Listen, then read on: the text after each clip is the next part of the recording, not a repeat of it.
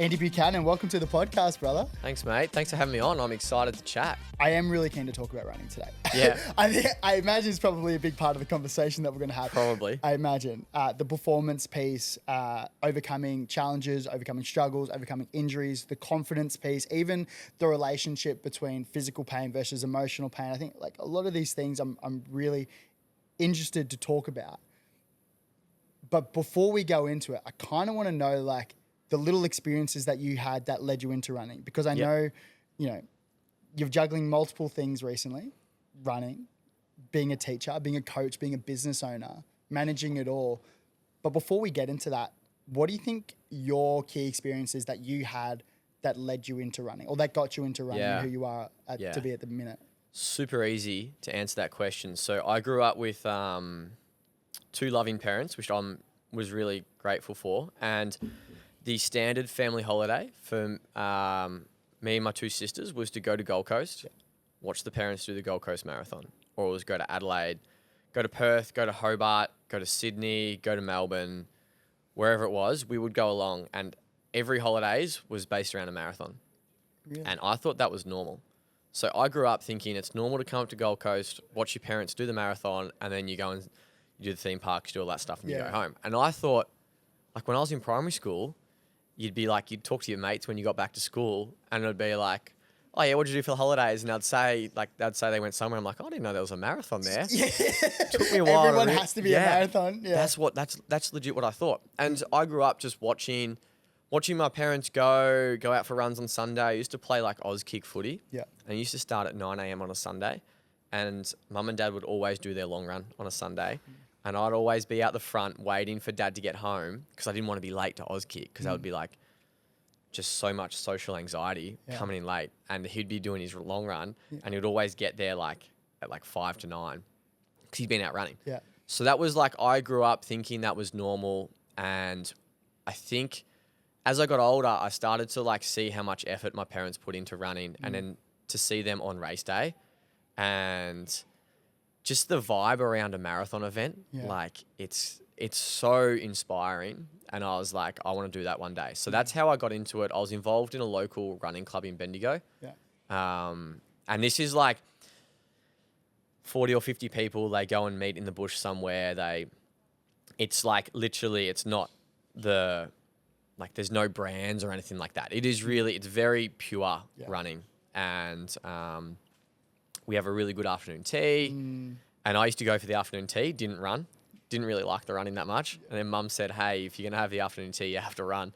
So I kind of started running through that. And then I was pretty good through school. And I think if you're naturally, like if you're good at something, you're going to stick to it. And I met a lot of friends through running. It just kind of snowballed from there and didn't start running seriously till I was probably 22. That's when I got my coach. Because I was like enjoying the uni lifestyle. Yeah. Like I used to do a session on a Tuesday night with the group. I'd go home. I'd have a few shower beers because like Tuesday night was the uni night. Gotcha. And then I had to cheap basics, cheap beers. Oh yeah. $30 wristbands and just free basics. Yeah. Dangerous. Yeah. And I'd have a few shower beers because I had to catch up to my mates. And that was the lifestyle I lived. That only lasted a few years, and then got a coach, got more serious about it. And then I was running for 8-10 years and wasn't running that well. And then everything kind of skyrocketed. Gotcha. But like, and people say like, oh, what happened? What changed? And it's like, well, it's like, I was doing 2.5 hours for like 8 years every Sunday. But people don't see that. They kind of see the recent results and just look at the last like 6 months of training, but it's actually like the 6 years before that. I've heard you say I've heard you say on a podcast before that you actually started your running career like a little bit later, like your what do you call it? Like your training load? Yeah. Your training load started at 18, whereas a lot of guys might have overtrained or done a lot earlier. Yep. How do you think that has helped? Do you think that's helped you now a bit later in your career? 100%. So I first went down and started doing like sessions. Yeah. Because running back then, there wasn't big run clubs and there wasn't online run coaching. There wasn't no one was talking about running. So if you wanted to run, you had to go and find your local coach. And would go down to the track, and one of my mates, he was running with this guy, with his coach, and he said, "Oh, you should come down." So I went down, did that for a little bit, enjoyed it, and that was when I was 18. And I feel like I'm still improving now purely because it's like running's very physically, but also mentally demanding. And I think a lot of people get to their prime, and that being 30 to 40, I think, for running, and they're just cooked. Really? Like they're just drained. Because like running is doing the same thing over and over and over. Yeah. And you're by yourself, and it's like, it's all year. Like there's no, it's like you think about footy, there's a season, and you've got, 30 guys you're doing it with, and it's like there's a lot of people dragging you along, whereas with running, it's you. Do you think because your mum and dad are pretty handy runners. Yep. I know I've heard you say that they're like both sub 3 hour marathon runners. Yeah. You mentioned before that you've seen them do the work to get to a goal. They've got their goal of running a marathon, and you've seen the progression of how, I guess, imagine how hard you need to train. Does that help with, I guess, understanding what you need to do in order to achieve a goal? Did that help at all? I think so. I definitely think seeing them, like, I remember sometimes it would be Sunday morning and I'd be talking to mum, like, because she'd come back. Yeah. And then dad would still be out there. And I was like, "Oh, what's dad doing?" And she'd be like, "Oh," because he wouldn't tell anyone if he signed up for a marathon. And this is like 15 years ago. Like, they used to go out 3 weeks before Melbourne Marathon. They'd go out and they'd do, if they could do 2 hours or however far, they would then enter the marathon. Just as like a confidence thing. That's the final test. And you could enter on the day. Do you know what I mean? It's not these days where it sells out in 30 seconds. Yeah. And like I remember talking to mum being like, "Oh, why is dad not back from his run yet?" And then would start thinking, "Oh, what marathon's in 3 weeks?" And there'll be some random marathon that he's like got his eye on. Yeah. So I think like part of that and doing the work before you kind of, you've got to do the work to prepare. Yeah. And I started running doing 800s, 1500s, progressed to 3K, 5K, 10K, half marathon, and then marathon. So like I remember doing my first marathon and I was so scared. Really? Yeah. When did you do your first one? The first one was meant to be in Gold Coast, Gotcha. 2021, but it got cancelled because of COVID. And so that was meant to be my debut, and I hadn't prepared enough, and I just hadn't done the work around fueling. Were you were you like pretty new to the space? Like how were you along the timeline of being, Australian record holder to when you first started? Like where on the timeline? Yeah, so by that stage, I'd probably been running for, 10, 12 years. Yep. I'd probably won a few like Australian cross-country titles, but like I thought I was a good domestic runner. That's what I thought I was. And then I kind of did my first few marathons and I was like, "Oh, everyone says this is really hard, but I'm not finding it hard." And they keep saying it gets hard at 30K. And like, I've never felt that.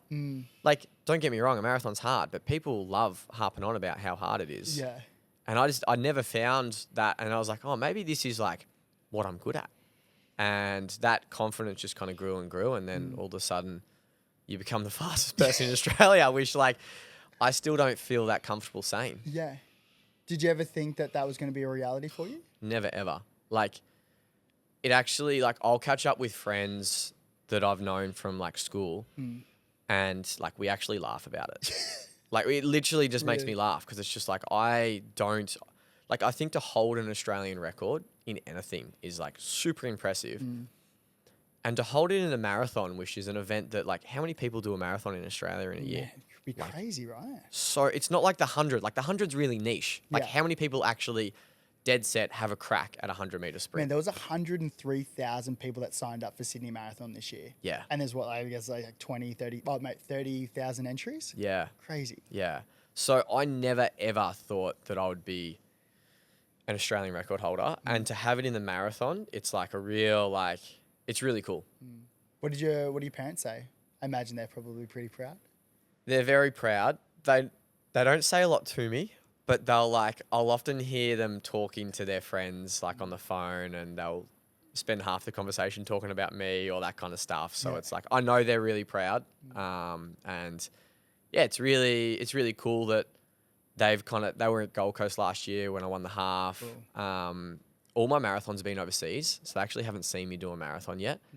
Funny story, they were in, for the Olympics, got a really late call up, and they were in where were they? They were in Croatia, and they had this bus tour booked, and they didn't make it to Paris because they wanted to go on the bus tour.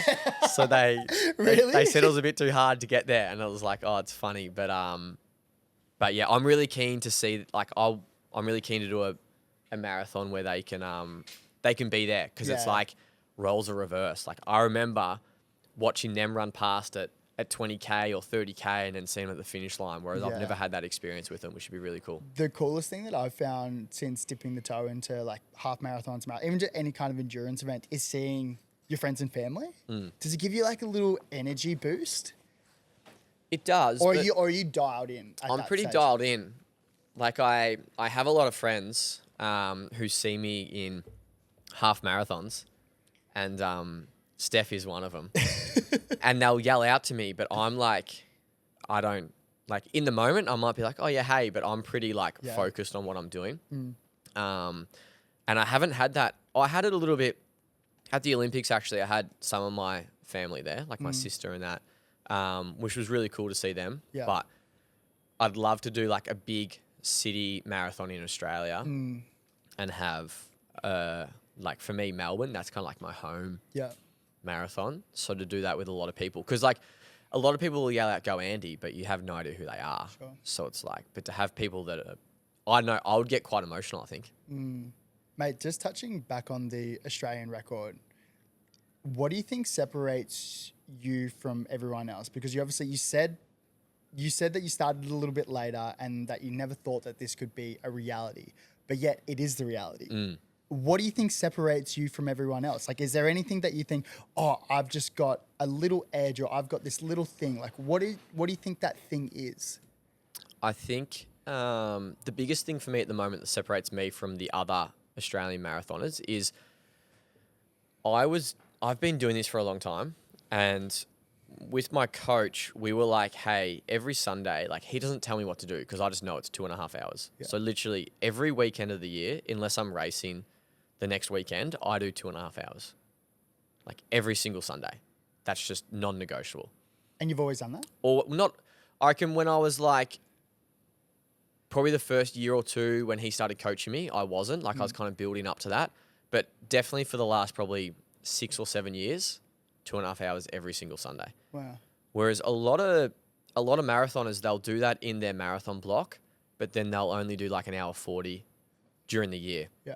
So I think I've got years and years and years of that. And a lot of new people are coming to the marathon and wanting to run the Australian record in their first or second marathon, but they don't have the 10 years of training behind them. So I think that's one thing. I think I'm really good at like not burning too many carbs. I think I can like maintain a pace and not just chew through carbs a lot. And that's very different with different people, depending on what energy systems you use and that stuff. So, and I grew up, when I was doing a lot of these 2.5 hour long runs, like, fueling wasn't such a thing back then. Yeah. So I would do 2.5 hours off nothing. So I would not have any gels or anything like that. That blows my mind, man. Yeah, so I think I actually trained my body to be even more efficient. Wow. Probably, knowing what we know now isn't really that sustainable, but like, I think actually is a bit of a cheat code. It's helped me. I don't recommend doing that now. Like, I'm really lucky I've got Morton as a sponsor. So like, every long run now is very fueled, and I'm like, my dietitian, if she's listening to this, she'll be very happy that I'm saying that, because I used to give her little heart attacks when I used to tell her those stories. But I think it's just like the years and years and years of training. Man, that common theme that's sticking out is just consistency. Yeah. Like, consistency, not only over 1 year or 3 years, but like 10 years. Yeah. Like, I look at anyone in any professional sport that is at the peak of their sport, they've been doing this for years, and they've been showing up. Like, you think LeBron, you think anyone who's like the best at Ash Barty, like, they've been doing this thing for so long. And even in like the academic space, I talk about this guy called Matthew Walker, sleep scientist. Like Why We Sleep. He's got that book, and I've read it. He was studying sleep for like 20 years before sleep became cool. Yeah. And so he's got so many runs on the board. So when people think, oh, how do you get successful? It's like, at anything, it's like, well, just stay in it for like 10, 15 years, and then you'll get to the point where you're proficient at it. It's so true. And it's like, I I've seen a really big evolution of running over the last few years, like Strava, and then like people constantly posting about it, talking about it, which I love. But I just really hope that the people that are doing running now, they know why they run. Yeah. Because I knew that years ago because no one was talking about it. It wasn't sexy. You weren't posting it anywhere. And I wasn't successful. But that's why I've been able to stick with it, because I just love the process of going for a run every morning. What's your why? I love it. Like, I love the simple act of running. I love the people I run with. The connections, like the connections you can make with someone on a run, I think is so strong. Yeah. And it's like, you can feel like you've known that person for years if you share a run with them. Like, I've got some friends, a lot of European friends that I've done one marathon with. Yeah. And we are so tight, and we'll talk weekly, even though we're in different time zones, different ends of the world. And when I see them, it's like they're like a brother, because we went through this really hard thing together. So I think it's like, I love the why is just like, I love the simple act of going for a run, and I love the people you meet along the way. I look back to any type of like army camp or any really tough thing that we would do in a pre-season camp before going into like the season, and the one thing I took away from it was like doing a hard thing with a friend or a teammate. There is something about it that just like brings you tired up. You know, even like doing an ultra space or an Ironman, you've got that one person who you've never even met before, but you're kind of going at the same pace and you start chatting, and then next thing you know, having really deep conversations, and it's like you start getting to know that person. I don't know what it is. If it's something about shared struggle that brings you closer together. Yeah. And I think that even in a real life situation when we are in the thick of it and when things are really hard, having that person that you can lean on or share things with or even just like vent to, I think it does bring you closer together, hey? Yeah. Couldn't agree more. And there's this guy from South Africa, and we did a marathon together. I think it was my first one, and he kind of helped me out throughout it. And like, I'll see him at different races throughout the year, and it's just like, I'm just so happy to see him. And it's like, the bond there is so real. Yeah, man, I think it would be, we wouldn't do it justice if we didn't dive into like the running aspect of it and your philosophy with running. What does your typical week look like? Like going into a block? Yeah. I imagine, you know, you probably identify a few races throughout the year that you want to do. What does your weekly kilometers look like, strength look like? Yep. If I was to ask, like, hey, Andy, like, what's a general week look like? We can geek out over this. I love stats. So obviously starts on a Monday. And I'll do like a 60, 70-minute run in the morning, and that's over hills. And that's just pretty chill. I'll do gym on a Monday. So I really like gym. I think it's really important for runners. Lower body, little bit of upper body, not much. Sneaking a couple little shoulders in there. Not much, but I actually love gym. Like, I love that it's so different. Like with running, it's so time-based and so like, all right, the rest is 1 minute. Yeah. Whereas like, I love getting in the gym, lifting some remotely heavy things, and then like sitting down for however long you want. Yeah. Being like, all right, okay, we're back on. So hour run, gym, and then I'll do a 30 to 40 minute easy double. So double run. Yep. But that's like super easy, chill, like 4:30s, 5-minute K pace. Tuesday is always a session. So a typical session for me is like 8x1K, 4x2K, or like 16x400 on the track. And then I'll do a double run in the afternoon again. And are these paces constantly getting quicker as you get closer to the marathon? It depends. Or is it depends how you're feeling? So Friday's the marathon specific day. So if I'm in a marathon block, that's when I'll do the marathon specific stuff, which we'll chat about. But then if I'm preparing for a half marathon or a 10K, it kind of changes what the week looks like. Yeah. So if I did a little bit of testing and realized that I have a really small VO2, but I'm really efficient. So my lactate measures are really low, and it takes a lot to spike my lactate. So like the guy who tested me said I'm like this really small engine, but it can run and run and run. So it's like the opposite of a V8. Yeah. And that's fine. And it's just like, obviously that works well for me over a marathon because it means I can just keep running. Yeah. But if I want to do it 10K or something, I really need to work on like increasing that VO2. So that's where I've kind of altered some things. So on Tuesdays, I'll try and run faster, have a bigger recovery to then run faster again. Gotcha. So those sessions just really change throughout the year. And then Wednesday, I do a midweek long run, which is normally an hour 45. And that's about, 2 hours. Sorry, an hour 45 to 2 hours, and that's probably about 25K. And then I'll run again in the afternoon.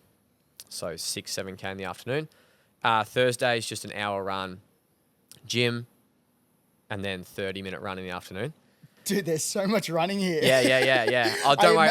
I'll summarize at the end. Sure. And then, so Friday is like my marathon specific stuff. So, but for me, if I've got a marathon coming up, that training block's only like 8 or 9 weeks. Yeah. It's not like, I see a lot of people and they're like, yeah, I'm doing a marathon. And then they're like, I'm in my marathon block and they're doing it for 12 weeks, which I think is a little bit too long. But like, I train at a really high intensity. So for me, it's too long. Yeah. So for 8 weeks prior, every Friday I go out to this spot in Huntley and it's like country roads. And it's a type of road where it's like, it's a single road and there's dirt on either side. And if a car comes towards you, they kind of like put one wheel on the dirt. Yeah. Like country people will understand this. Yeah. And I'm running around this like random road out in the bush. And I think the people out there are used to seeing me, but, it's a really strange spot, but it's 4K for a lap. And like me and my coach, we're just talking laps. So it's like, oh, we'll do like 3 laps and then 1 lap really hard and then 2 laps and then 1 lap really hard, which is like actually like 12K, 4K, 8K. Like it's, you forget, but you've got to do that because you've got to I think you've got to get used to those longer distances. So Friday mornings are normally probably like a 20K session. But then by the time you warm up, cool down, it becomes pretty easily like a 30K morning. And that's at marathon effort. Yeah. So when I'm out there running, I try and run. I'm really good at running marathon effort rather than pace because if you try and do everything at marathon pace, you get to race day, you've tapered, you've got the adrenaline, you're with 40,000 other people. Of course you're going to run faster than if you're out in the middle of nowhere on this country road by yourself. Yeah. So I train purely to effort, and I think I'm really quite good at doing that. Yeah. So Friday morning's that marathon session, and then I'll gym on Saturday. I double again on Friday afternoon. Yeah.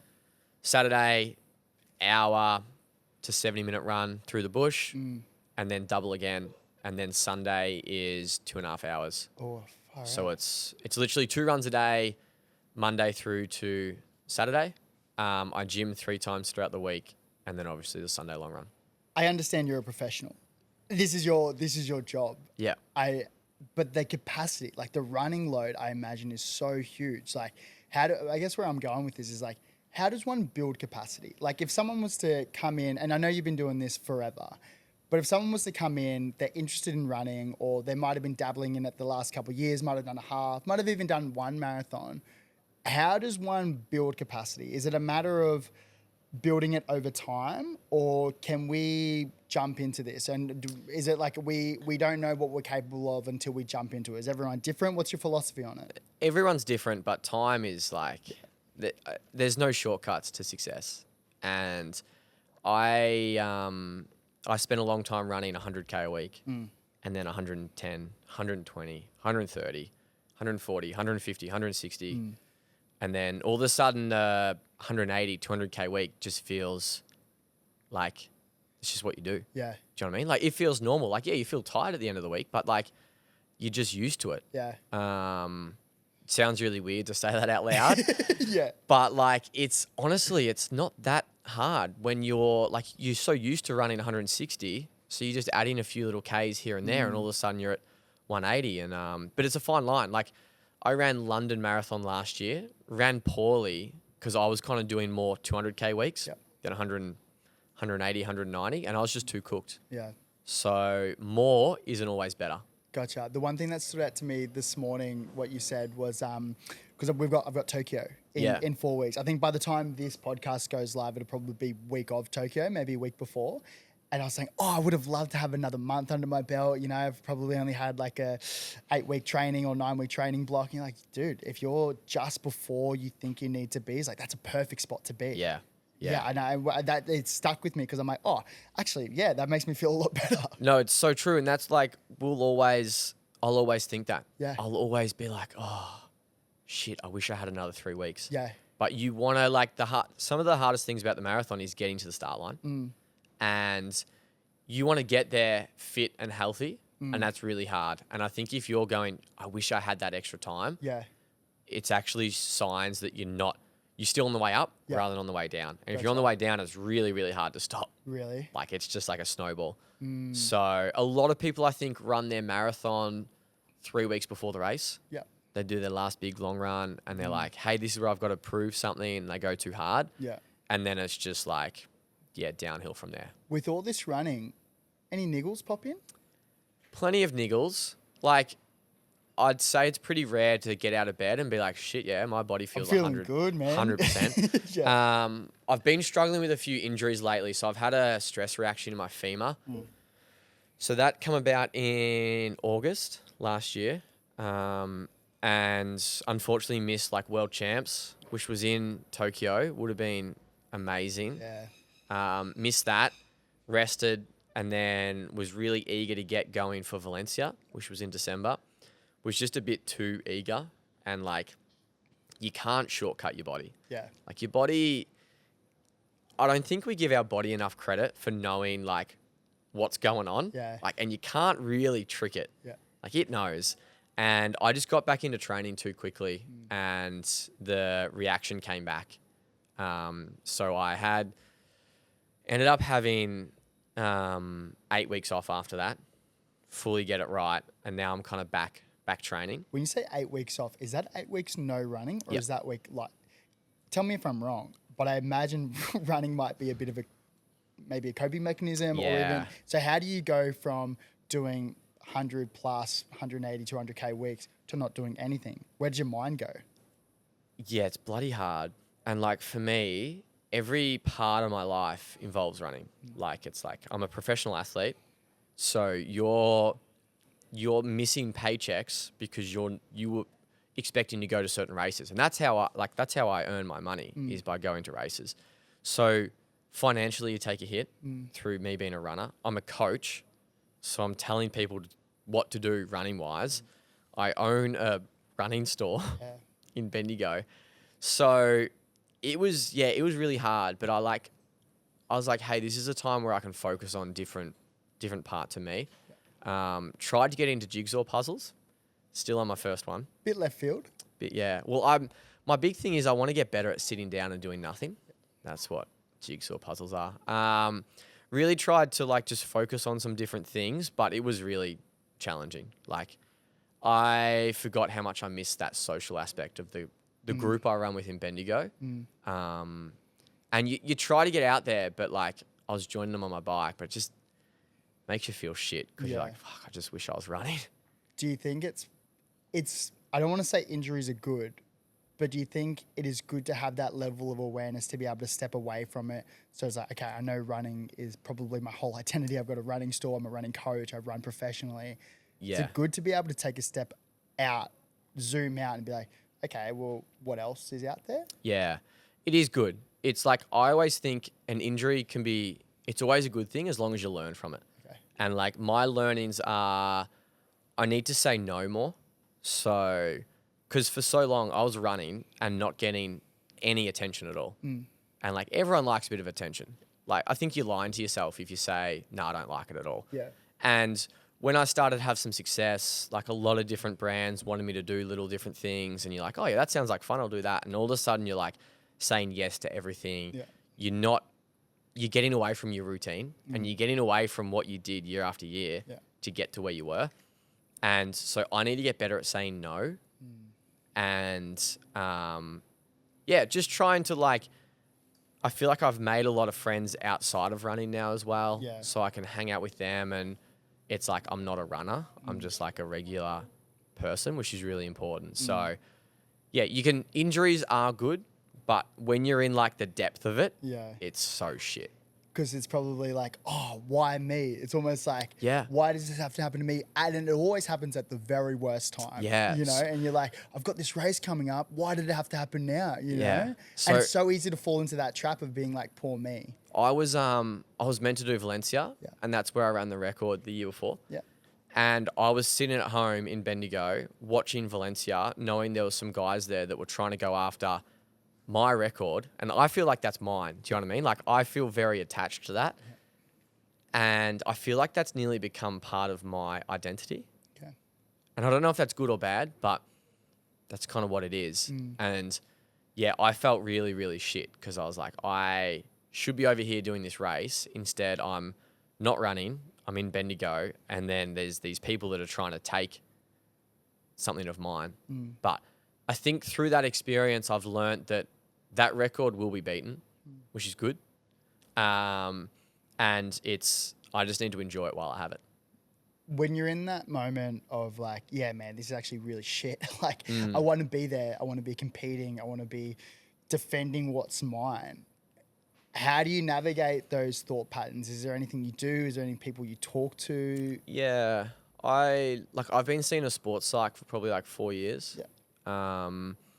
And it's like, it's something that's really changed my outlook on life, but also running. How so?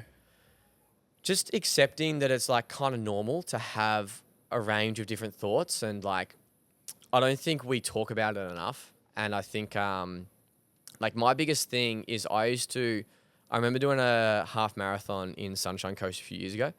And I was in contention to win. It was about 2K to go. There was me and this other guy.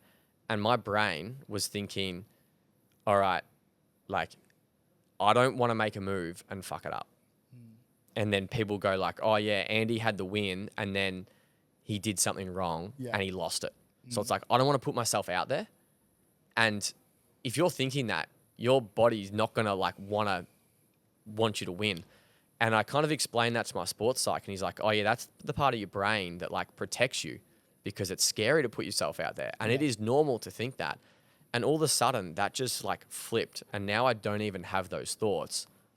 And the last 2 Gold Coast half marathons, I've been dropped and I've had the lead group literally drop me with like a K&a-half to go and I've caught them and then like won after being dropped, which is pretty rare. Yeah. And it's like, now I feel like I have this like near superpower where like I can switch my brain off in a way and not think those thoughts. What did you do? Was there like techniques or is it just a matter of having the awareness that we can actually do things and we need to be able to put ourselves out there? I think for me, it was just like, hey, everyone thinks these things. That's okay. And if it comes, that's all right. And I use a few different like anchors. So if I start to think these negative thoughts, like I really like to think of like, we're so lucky with so many shoes these days, but that nice slapping noise, like a race day shoe makes, I listen to that and that's my anchor. Or I really like seeing dogs out on course. Okay. Because that distracts me. Like, you know what I mean? You see a dog and you're like, oh, that's cool. It's a cute dog. Yeah. Yeah. So if I'm thinking these negative thoughts, I'll listen in for my feet or I'll look for a dog or something, or like, I really like nature. So I look at cool trees. Yeah. Sometimes you can look up, you can see birds.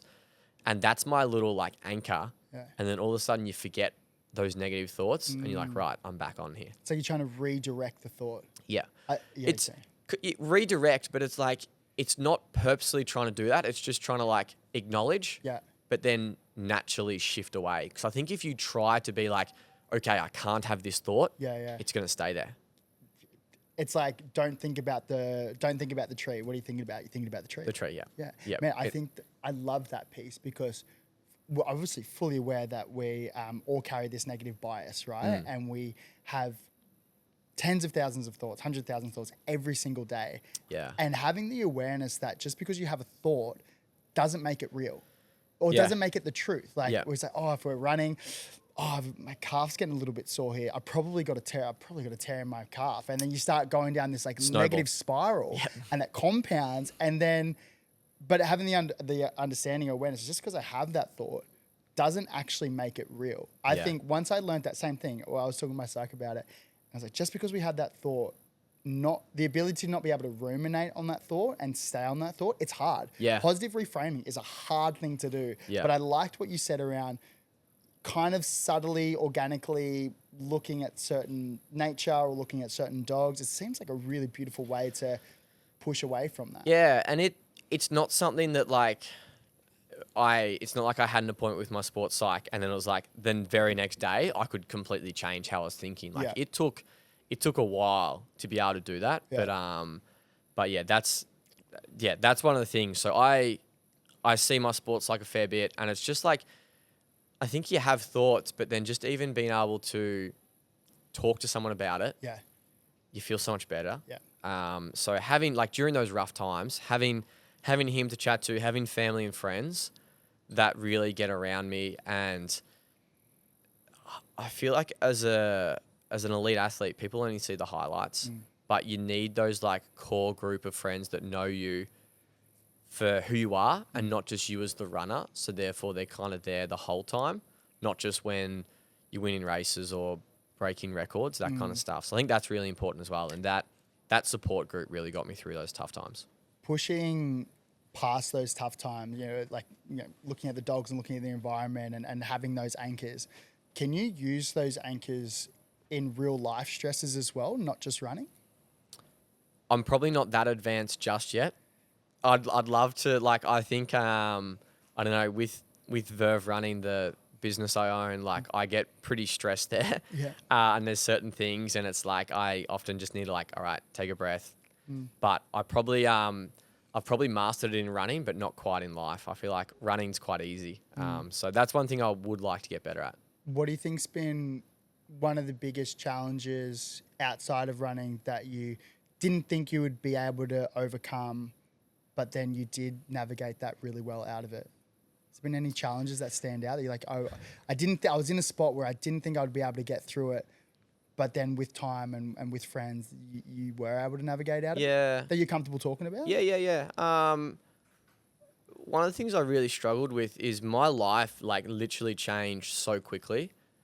Like I won Gold Coast half, went to the Olympics a few weeks later, and then broke the Australian record like 3 months later. So I went from like literally no one caring anything about me to all of a sudden people like deep diving into my Strava and like messaging me, asking me stuff on Instagram. And like, I was not used to that. And it happened really, really quickly.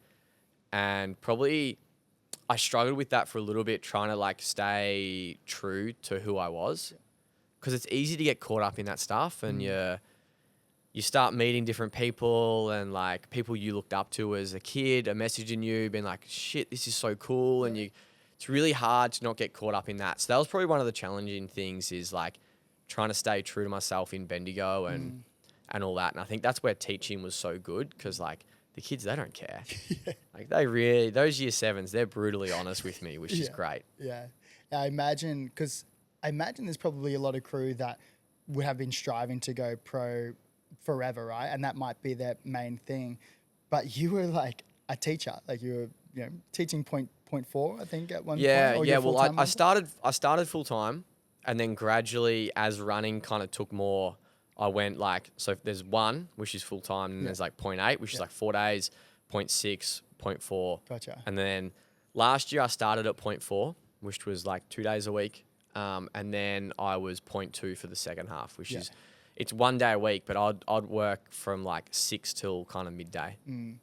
So they're still big days. But I imagine like being at a school, even being in like a country town like Bendigo, even though it's not that small, I know it's big town, but I imagine that would probably keep you quite humble, yeah?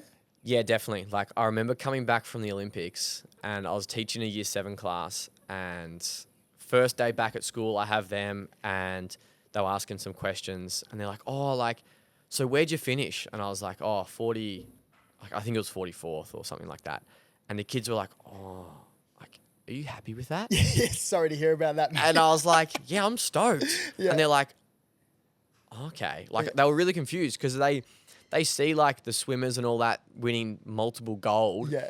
And here's this guy that finished 44th. Like, what the hell? Still so gnarly though. Yeah. Still so good. They were just like, so I was just like, oh shit, this is nothing. So they definitely bring me back down to earth, which is really, really good. I think it's important. I'm keen to talk. I know we talked about having people to lean on and everything like that.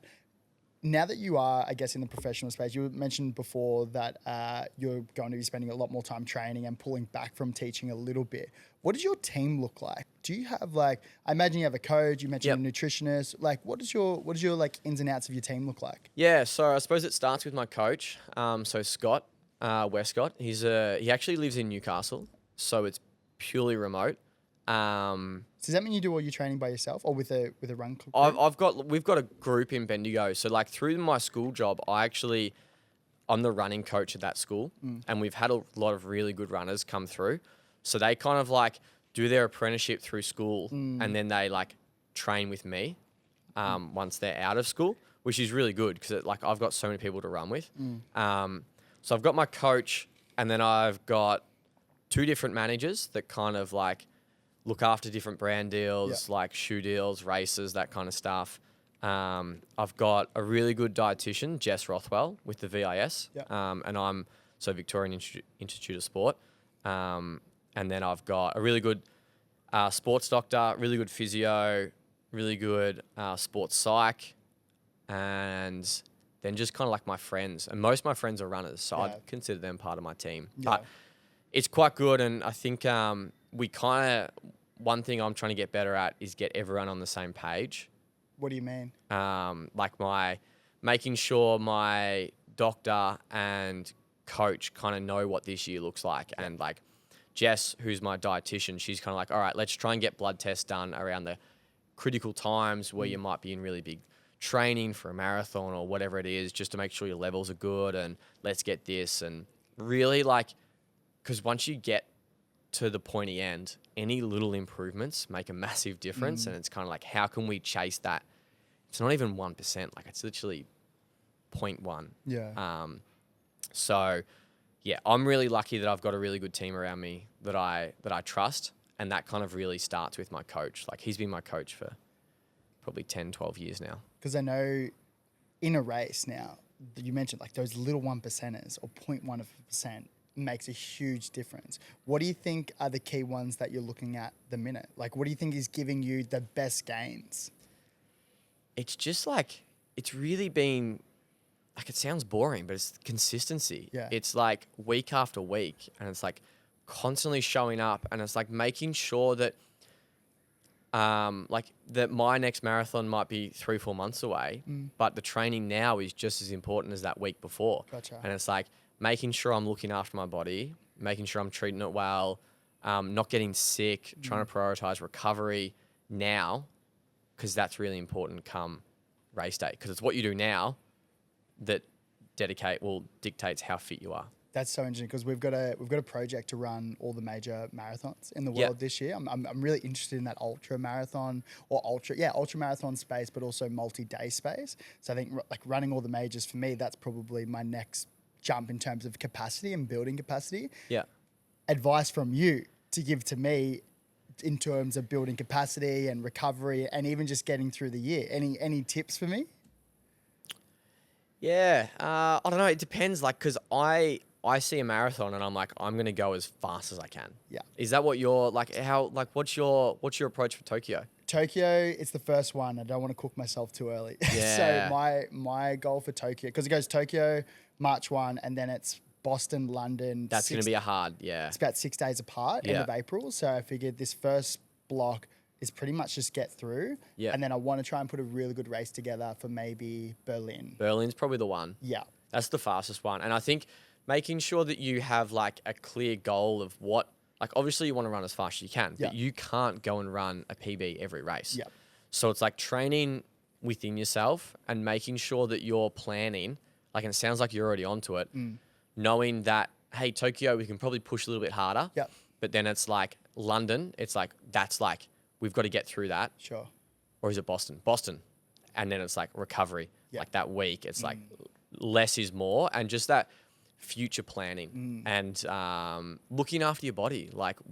You're going to put your body through a lot, so you need to look after it as well. So putting the right things in, focus on good routine, sleep, good nutrition, have your AG1 every day. Make sure you take your travel packs and just look after yourself. Yeah, I love what you said about what you're doing now, 2-3 months out before the race is just as important. Yep. Dude, I reckon, and that's probably something I've been lacking this last month, because as we start into January, we're building this podcast and building this business, but then you've also got family and a relationship, and you have all these things, and then you're also trying to train, and you're like, okay, well, what of all these things? And some things slip. Like, it's almost like some things can kind of fall away. And for me, like, I love training, but my family, to be honest, my family comes first. Like, that's always going to be a thing for me. Yeah. And so it's like, but then you can kind of get stuck in that trap of feeling guilty. Like, fuck, I should have had a better session today. Instead of 2 hours, I only had time to do an hour 20 or an hour 30.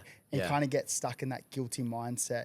How do you navigate it when it's like, do you ever have to pass in a session, or is there any sessions where it's like, I should have done better? It's so funny because, like, I don't know what it was, but years ago, I got into this routine where I just literally, like, I think I ran pretty much every day for a whole year. Yeah. Didn't have a single day off. And that was normal. But that isn't normal. Do you know what I mean? But in my head, that was normal. Yeah. And I loved it. And I was just like, and that's just nearly become standard. Yeah. And so I don't get in my head, because when you think about a session, like, you can train outside and it can be 40 degrees or it can be like 16. And it's not actually the pace you run on that session. It's the effort that you put in. Yeah. So if it's 40 degrees and you run, like, let's say for me, I run 305s, or if it's 12 degrees and I run 255s, I'm actually putting in the same effort. And it's that effort that gets you fit. Yeah, gotcha. So it's like, that's where I don't care if I have a bad session, because I'm like, I've actually probably worked just as hard as if I had a good session. Yeah. So it's like, you try to, like, look at it as like, hey, I've put the hard work in, and that's what helps me.